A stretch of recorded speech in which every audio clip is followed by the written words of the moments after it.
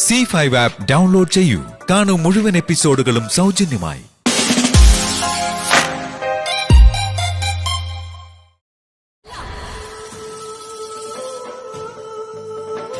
ഏയ് ശ്രീലക്ഷ്മി, എന്താ എന്ത് പറ്റി?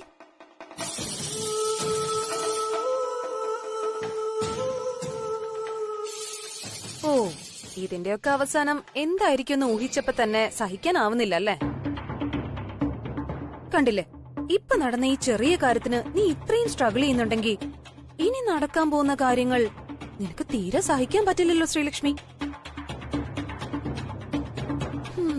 നിന്റെ അവസ്ഥ എന്താവോന്ന് ഇനി കണ്ടു തന്നെ അറിയണം. ഞാൻ ഇതൊക്കെ നേരത്തെ ആലോചിച്ച് നിന്റെ നല്ലതിന് വേണ്ടിയല്ലേ പ്രവർത്തിക്കുന്നത്. പക്ഷെ ശ്രീലക്ഷ്മി എന്നെ തെറ്റിദ്ധരിച്ചിരിക്കുകയാണ് എന്ന് എനിക്കറിയാം. മാഡത്തിന്റെ മനസ്സിലെ ഉദ്ദേശം എന്താണെന്ന് എനിക്ക് നന്നായി അറിയാം മാഡം. മനസ്സിൽ നിഷ്കളങ്കത മാത്രമാണ് മാഡത്തിനെന്ന് പ്രത്യേകിച്ച് എടുത്തു പറയേണ്ട കാര്യമൊന്നുമില്ലല്ലോ. ഞാൻ രവി സാറിനോടൊപ്പം ആ വീട്ടിലേക്ക് കയറിയപ്പോ മുതൽ കാണുന്നല്ലേ മാഡത്തിന്റെ നന്മ നിറഞ്ഞ മനസ്സ്.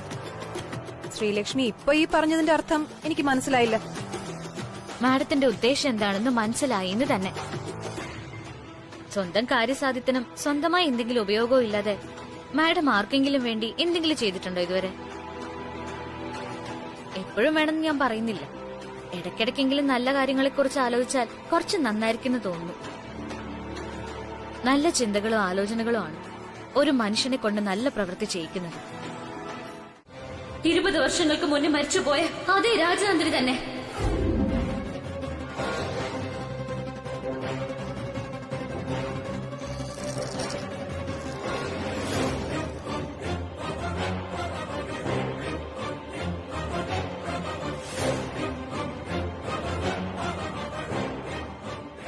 എന്താ രാജാറാം?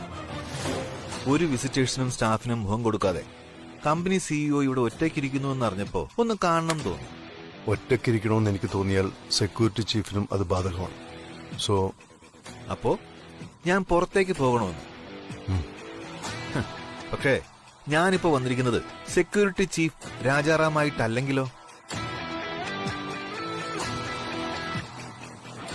രവിവർമ്മന്റെ ഫ്രണ്ട് രാജാറാമായിട്ടാണെങ്കിലോ? അപ്പൊ ഞാൻ പുറത്തേക്ക് പോകണം. എന്താ രവി ഇത്? നീ എന്താ ഓഫീസ് കാര്യങ്ങളൊന്നും ശ്രദ്ധിക്കാത്തത്? രാജാറാം പ്ലീസ്, ഇപ്പൊ എനിക്ക് അല്പം സ്വസ്ഥത വേണ്ടത്. നീയെങ്കിലും എനിക്കത് തരുമോ? ആ സ്വസ്ഥതക്കെട്ട് ശ്രീലക്ഷ്മി കാരണമാണ് ഉണ്ടായതെങ്കിൽ അതിനുള്ള സൊല്യൂഷൻ നമ്മൾ കണ്ടെത്തിയേ പറ്റൂ.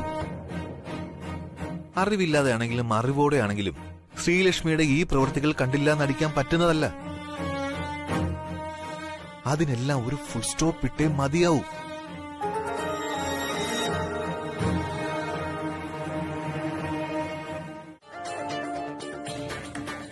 എനിക്കറിയാമായിരുന്നു നീ അത് ആലോചിച്ചിരിക്കുവാണെന്ന്. അതുകൊണ്ട് തന്നെയാ അനുവാദം ചോദിക്കാതെ ഞാൻ ഇവിടേക്ക് വന്നത്. നീ എന്താ കരുതിയിരിക്കുന്നത്? നിഷ്കളങ്കമായ മനസ്സിൽ മനഃപൂർവ്വമായി അല്ലാതെ ശ്രീലക്ഷ്മി ഓരോന്നും ചെയ്യുവാണെന്ന് നീ അങ്ങനെ കരുതുന്നതുകൊണ്ടാണ് നിന്നേക്കാൾ പ്രശ്നം ഉണ്ടാകാൻ പോകുന്നത് ശ്രീലക്ഷ്മിക്കാണ്. നിന്റെ ഈ മൗനം അവരുടെ ജീവിതം കൂടി നശിപ്പിക്കുകയാണെന്ന് ഇനിയെങ്കിലും നീ മനസ്സിലാക്കണം. ഞാൻ എന്ത് ചെയ്യണമെന്നാണ് നീ പറയുന്നത്? പറഞ്ഞ് മനസ്സിലാക്കാൻ നോക്കി, പിണങ്ങിയിരുന്നു നോക്കി, ദേഷ്യപ്പെട്ടു നോക്കി. ഇങ്ങനെയൊക്കെയല്ലാതെ എന്നെ കൊണ്ട് വേറെ എന്താ സാധിക്കുക? നിന്നെയോ എന്നെയോ കൊണ്ട് സാധ്യമായ ഒരു കാര്യമല്ല രവി അത്. സാന്ദ്ര മേഡം അന്ന് പറഞ്ഞപ്പോ നമുക്ക് പെട്ടെന്ന് അത് ഉൾക്കൊള്ളാൻ പറ്റിയില്ലെങ്കിലും ഇനി എത്രയും വേഗം നീ അതിനെ അംഗീകരിച്ചേ പറ്റൂ. Sreelakshmi, she's A patient. അതിന്റെ തീവ്രത എത്രത്തോളം എന്ന് മാത്രമേ ഇനി നമുക്ക് അറിയേണ്ടതുള്ളൂ. ഒരു നല്ല സൈക്കാട്രിസ്റ്റിനെ കാണുന്നതല്ലാതെ ഇതിന് മറ്റൊരു പ്രതിവിധിയില്ല. ഞാനിപ്പോ നിന്നോടിത് പറയാൻ വേറൊരു കാരണം കൂടിയുണ്ട്. ശ്രീലക്ഷ്മി വീണ്ടും നിന്റെ ഭൂതകാലത്തിലേക്കുള്ള അന്വേഷണത്തിലാണ്.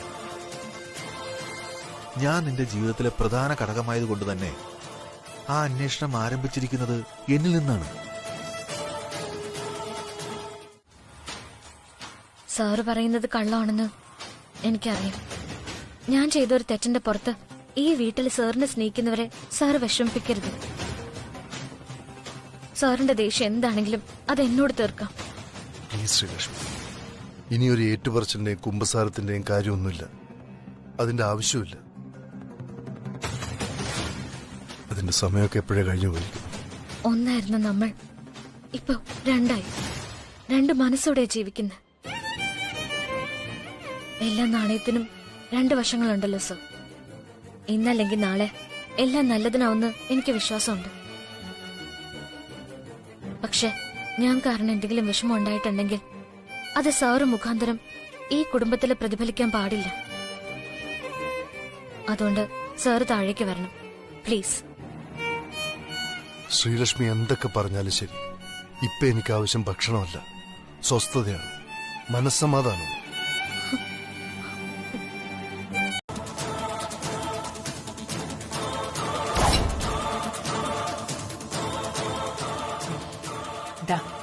നീയും ശ്രീലക്ഷ്മി കഴിക്കുമെന്ന് കരുതി ഞാൻ തന്നെ ഉണ്ടാക്കിയതായത്. നീ കഴിച്ചാലേ ശ്രീലക്ഷ്മിയും കഴിക്കൂ. എന്ത് വിശപ്പില്ലേലും എന്ത് സമാധാനക്കേടായാലും ഇത് കഴിച്ചേ പറ്റൂ. അമ്മയ്ക്ക് വേണ്ടി ഇത് കഴിക്കേ.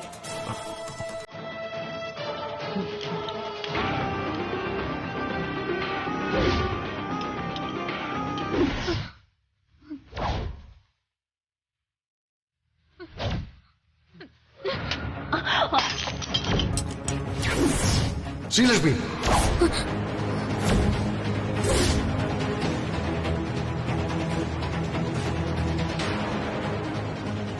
എന്തു പറ്റി മോളെ?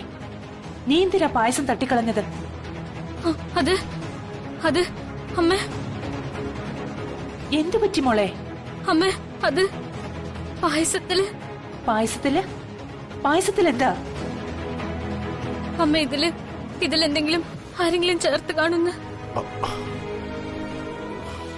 രവിക്ക് ഞാൻ ഉണ്ടാക്കിയ പായസമാ ഇത്. ഇതിൽ വിഷം ഉണ്ടാവുന്നാണോ നീ ഭയന്നത്? എന്നുവെച്ചാ ഞാൻ തന്നെ വിഷം ചേർത്ത് എന്റെ മോന് കൊടുക്കുന്ന നീ സംശയിച്ചോ? അങ്ങനെയല്ലമ്മേ. ഞാൻ കഴിഞ്ഞ ദിവസം സംഭവിച്ച കാര്യങ്ങളെ കുറിച്ച് ഓർത്തപ്പോ പെട്ടെന്ന് സത്യം പറഞ്ഞ എനിക്ക് പേടിയാമ്മേ.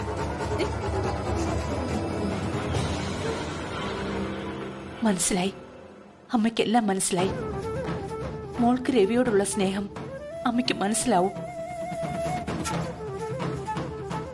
ഏതൊരു ഭാര്യയ്ക്കും ഉണ്ടാവും ഇങ്ങനൊരു പേടി.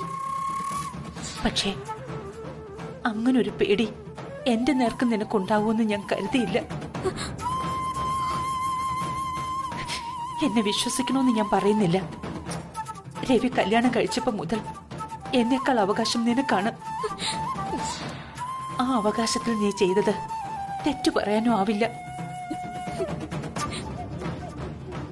എന്റെ മോന് എന്റെ കൈകൊണ്ട് ഒരു നേരത്തെ ആഹാരം കൊടുക്കാൻ പറ്റാതെ വന്നതിൽ എനിക്ക് വിഷമമുണ്ട്.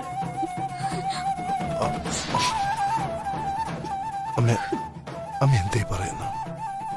ഞാനിനി എന്തു പറയാനാ?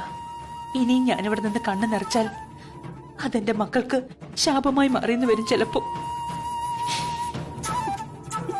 അമ്മ,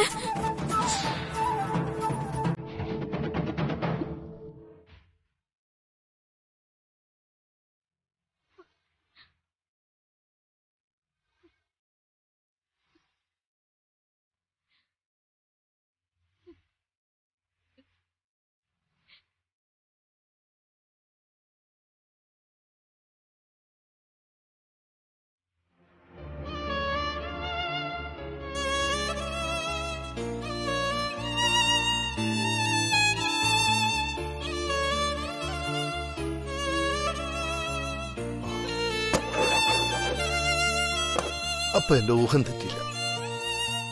അമ്മേ, എന്താ അമ്മ ഇത്? ശ്രീലക്ഷ്മി അങ്ങനെയൊക്കെ കാണിച്ചു എന്ന് കരുതി അമ്മ ഇങ്ങനെ വിഷമിച്ച എങ്ങനെ?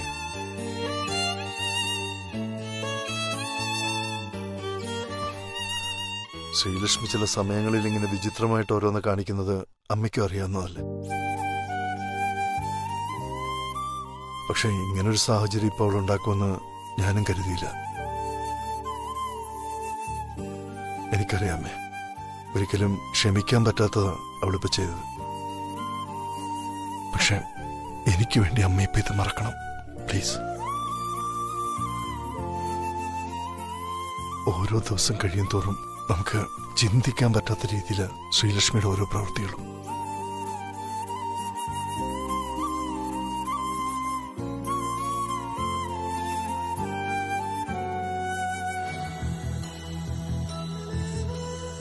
അമ്മേ എന്തുപറ്റി ഏട്ടായി? അമ്മ എന്താ വിഷമിച്ചിരിക്കുന്നത്?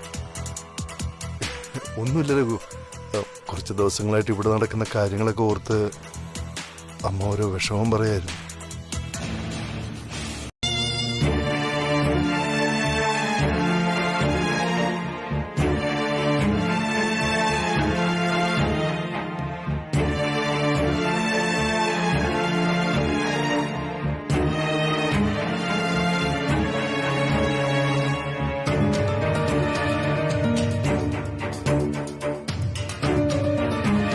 ശ്രീലക്ഷ്മി,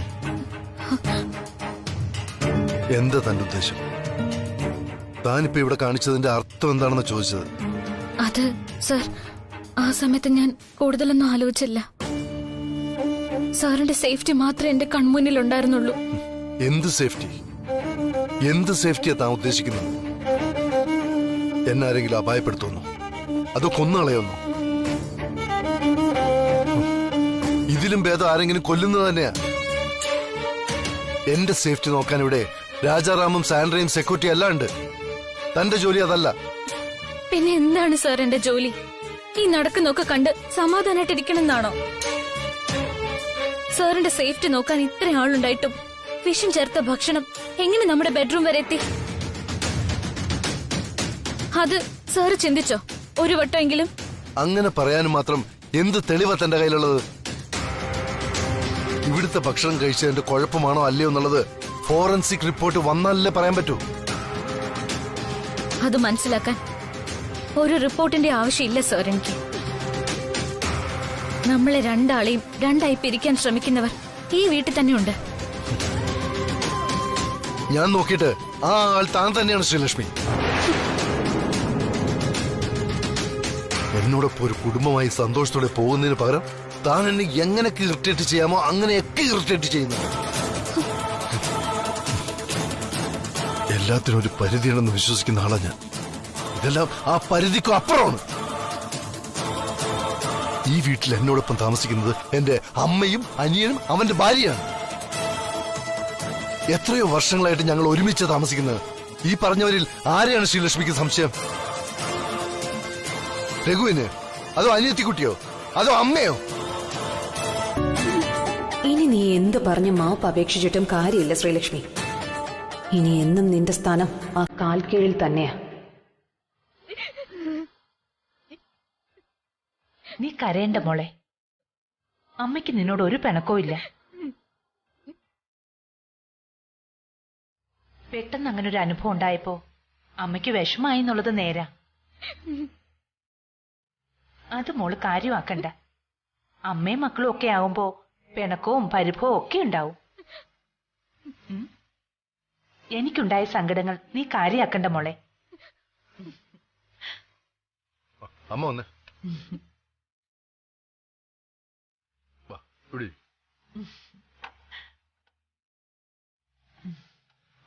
അമ്മേ, ഇന്നലെ രാത്രി മുതൽ ഒന്നും കഴിച്ചിട്ടില്ല. വിശന്നിട്ട് പാടില്ല. അമ്മയൊന്നും കഴിച്ചിട്ടില്ല?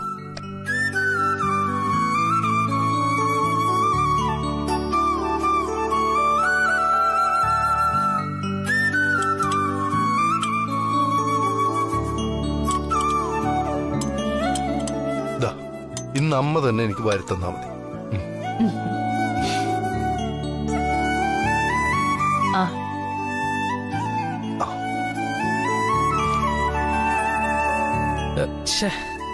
ഈ രേഖയുടെ വാക്ക് കേട്ട് നേരത്തെ കഴിക്കണ്ടായിരുന്നു.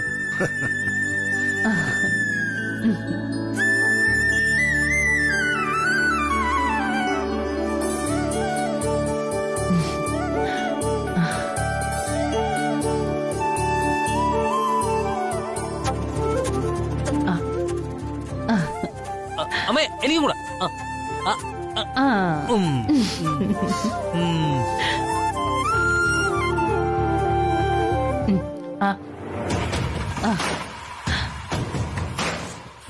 സുകന്യയുടെ വീട്ടിലെ പട്ടിയെത്തതും സുകന്യയുടെ അമ്മ ആശുപത്രിയിലായതും ഇവിടുത്തെ സ്വീറ്റ്സ് കഴിച്ചിട്ടല്ലെന്ന് ഡോക്ടറും ഫോറൻസിക് ഓഫീസറും പറഞ്ഞു അത്രേ. കുറച്ച് കാശ് ചെലവായെങ്കിലും രണ്ടുപേരും ഞാൻ പറഞ്ഞ പോലെ എഴുതിയിട്ടുണ്ട്. സർക്കാർ ഉദ്യോഗസ്ഥരായാൽ ഇങ്ങനെ വേണം, വാങ്ങുന്ന കാശിനോട് കൂറ് കാണിച്ച് സത്യസന്ധരായി ജോലി ചെയ്യണം. മാഡം എന്ത് ഫൂളിഷ്നെസ് ആയി പറയുന്നേ? ഫൂളിഷ്നെസ് അല്ല സാന്ദ്ര, തിരിച്ചറിവ്. വൈകി കിട്ടിയ ഒരു തിരിച്ചറിവാണ് ഞാൻ പറഞ്ഞത്. ശ്രീലക്ഷ്മിയേക്കാൾ എത്രയോ ബെറ്ററാണ് സാന്ദ്ര. ഒരാളോടുള്ള നമ്മുടെ ഇഷ്ടം അയാൾക്ക് ബുദ്ധിമുട്ടാകണ്ട എന്ന് കരുതി മറച്ചു വെച്ചിട്ട് വേറൊന്ന് അഭിനയിക്കേണ്ടി വരുന്ന ആളുടെ അവസ്ഥ എനിക്ക് മനസ്സിലാവും സാന്ദ്ര. ഇനി അങ്ങോട്ട് അതിന്റെ ആവശ്യമില്ല. നിന്റെ ഇഷ്ടം ബ്രദർ ഇൻ ലോയോട് തുറന്നു പറയാം, കാണിക്കാം. എന്തിനും ഏതിനും ഈ രേഖയുണ്ടാവും കൂടെ. ശ്രീലക്ഷ്മിയേക്കാൾ ബ്രദർ ഇൻ ലോയോടൊപ്പം ജീവിക്കാൻ ഇഷ്ടം കൊണ്ടും കർമ്മം കൊണ്ടും സാന്ദ്ര തന്നെയാണ് ബെറ്റർ ഓപ്ഷൻ. മാഡം പറയുന്നത് പോലെ ഞാൻ ഒരിക്കലും വിശ്വസിക്കില്ല സാന്ദ്ര. ബ്രദർ ഇൻ ലോയോട് ഇപ്പോഴും സാന്ദ്രയ്ക്ക് ഇഷ്ടമുണ്ട്, കൂടെ ജീവിക്കാൻ ആഗ്രഹമുണ്ട്. അതിന്റെ തെളിവാണ് ഇന്നലെ സാന്ദ്രയുടെ ഫോണിൽ കണ്ട ആ ഫോട്ടോ.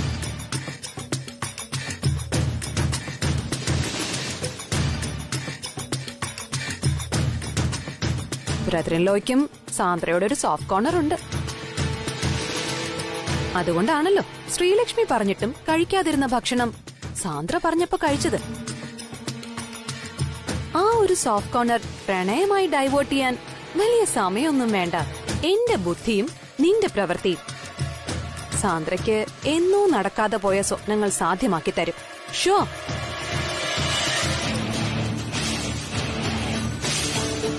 ഒന്നിൽ പിഴച്ചാൽ 3 എന്നല്ലേ സാന്ദ്ര?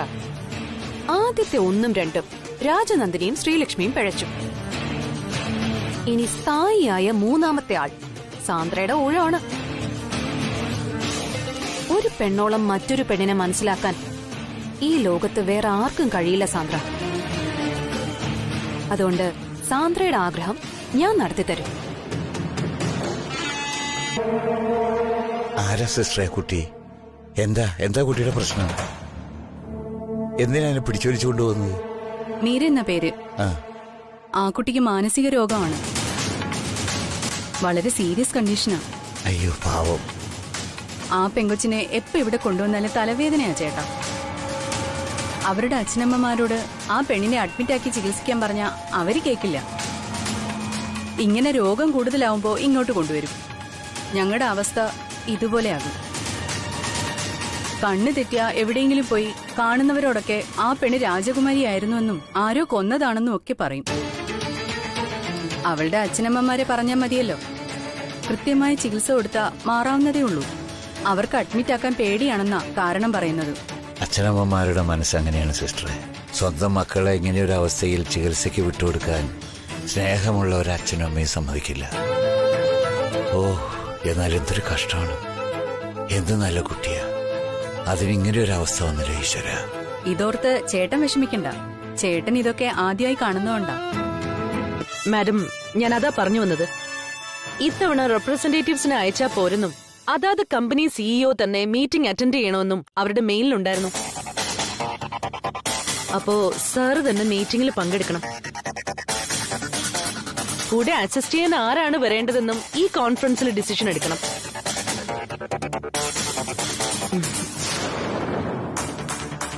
അതിനായി ഒരു ഡിസ്കഷന്റെ ആവശ്യമില്ല സാന്ദ്ര. ചേട്ടായിയോടൊപ്പം ചേട്ടൻ തന്നെ പോട്ടെ ഈ വർഷം. അപ്പോ ചേട്ടായിക്കും ചേട്ടത്തി അമ്മയ്ക്കും ഒരു ഹണിമൂൺ ട്രിപ്പ് കൂടിയാവും.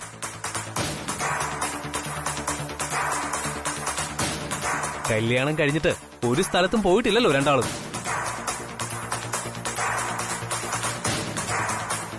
ശ്രീലക്ഷ്മിയെ കൂട്ടി പോകാൻ ബ്രദറിലോ പോകുന്നതേ നീരേറ്റ് കോളനിയിലെ സെൻസസ് എടുക്കാനല്ല. പല രാജ്യങ്ങളിലെയും സിഇഒമാർ പങ്കെടുക്കുന്ന കോൺഫറൻസ് അത്.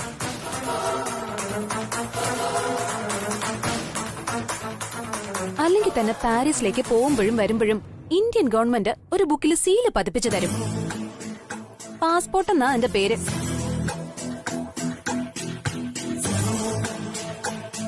പണ്ടെന്നോ എടുക്കാൻ ശ്രമിച്ചിട്ട് പറ്റിയില്ലെന്നോ മറ്റോ കല്യാണത്തിന് മുമ്പ് പറയുന്നത് കേട്ടു.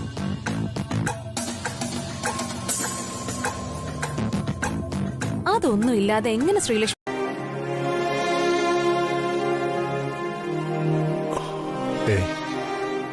അതൊന്നും സാരമില്ല ശ്രീലക്ഷ്മി. ഞാൻ തന്നെ ഒരു കാര്യം ചോദിക്കട്ടെ. തനിക്കെന്നെ വിശ്വാസമില്ലേ? രവി, അതെന്താ രവി അങ്ങനെ ചോദിച്ചത്? ഈ ലോകത്ത് ഞാൻ ഏറ്റവും സ്നേഹിക്കുകയും വിശ്വസിക്കുകയും ചെയ്യുന്നത് രവിയാണ്. അല്ലാതെ എനിക്ക് വേറെ ആരാ ഉള്ളത്? രവിക്കെന്താ ഇപ്പോ അങ്ങനെ ഒരു സംശയം? ശ്രീലക്ഷ്മി, ഞാൻ ഉദ്ദേശിച്ചത് ശ്രീലക്ഷ്മിയുടെ നല്ലതിനു വേണ്ടി ഞാൻ എന്ത് തീരുമാനം എടുത്താലും അത് ശ്രീലക്ഷ്മി അക്സെപ്റ്റ് ചെയ്യോ എന്നുള്ളതാണ്. ശരിക്കും ആ ചോദ്യം എന്നോട് ചോദിക്കുന്നത് തന്നെ തെറ്റാ. രവി എന്ത് പറഞ്ഞാലും അനുസരിക്കുക എന്നത് എന്റെ കടമ കൂടിയാ. പക്ഷെ രവിക്കിപ്പോ സംശയ. രവി പറഞ്ഞാൽ ഞാൻ അനുസരിക്കും.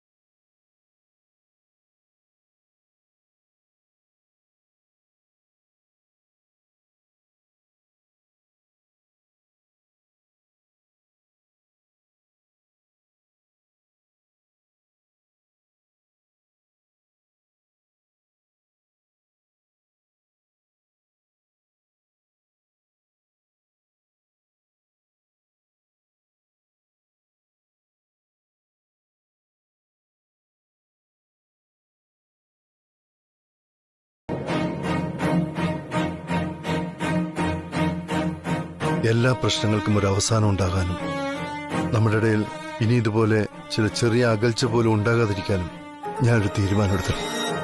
ഞാനും അങ്ങനെ ഒരു പരിഹാരത്തെക്കുറിച്ചാണ് സാർ ആലോചിക്കുന്നത്. നമുക്കിടയിൽ ഒരു അകൽച്ചയും വരാതിരിക്കാനും സമാധാനത്തോടും സന്തോഷത്തോടും കൂടി നമ്മുടെ ജീവിതം തുടരാനുള്ള ശ്രമമാണ് ഞാനും നടത്തിയത്. സാർ എടുത്ത തീരുമാനം അതെന്താണെന്ന് ഞാൻ ചോദിക്കുന്നില്ല.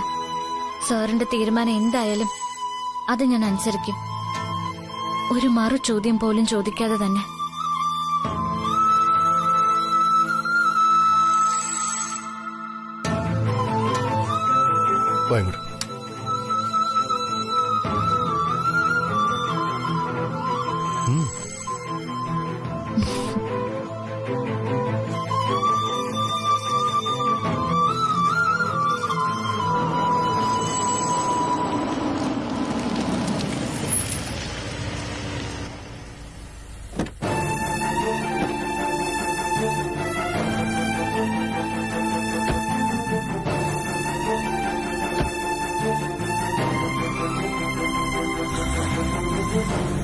സോ ഇതൊരു ഹോസ്പിറ്റലല്ലേ? നമ്മളെന്തിനാ ഇപ്പൊ ഇവിടേക്ക് വന്നത്? ശ്രീലക്ഷ്മി, താൻ എനിക്ക് വാക്ക് തന്നു. എന്നെ വിശ്വാസം ഉണ്ടെങ്കിൽ തനിക്ക് എന്റെ കൂടെ അകത്തേക്ക് വരാം. ഡൗൺലോഡ് ചെയ്യൂ C5 ആപ്പ്. കാണൂ എല്ലാ എപ്പിസോഡുകളും സൗജന്യമായി.